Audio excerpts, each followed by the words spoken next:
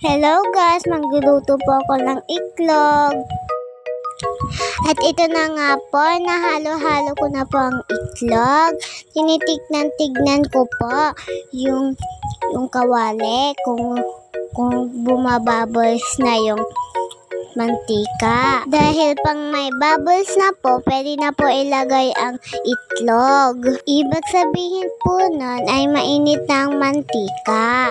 Kaya pwede na po ilagay. Ayan na nga po, nakalagay na po ang itlog sa kawali. Medyo maluluto na po kasi nilagyan ko ang apoy. Kaya babaliktarin ko na po para hindi masunog. Ayan po, luto na po ang ilalim. Itong kabilang side naman ang lulutuin ko. Ang galing talaga ng lutuan na ito. Shout out Ate Pampi.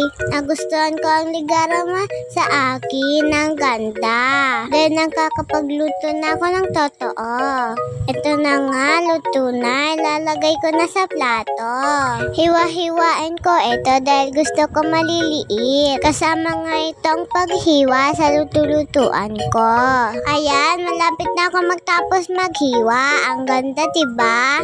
Tapos na po. Kakain na po ako. Thank you for watching. Bye-bye!